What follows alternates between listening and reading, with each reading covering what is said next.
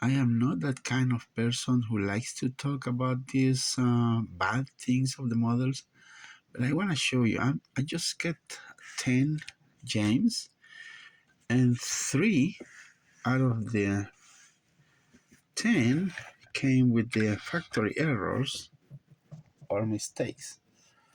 So I want you to look here. There is a mark. There is a mark on the face of James. I was about to paint it, so I guess I'm going to return this one. Now the other one here does have some stain, and these are brand new. I just opened it, and there is I think kind of paint char or something. I don't know what happened, but look over here.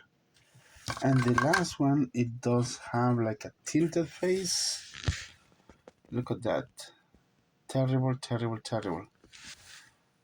I guess I'm gonna assemble this again and return them because this is too much.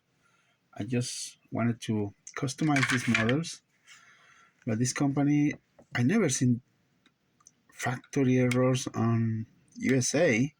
I seen in other countries because in other countries they like to send like a defective models, but never seen this on United States.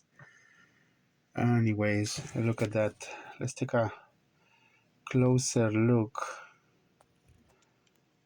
Yeah, terrible, terrible, terrible.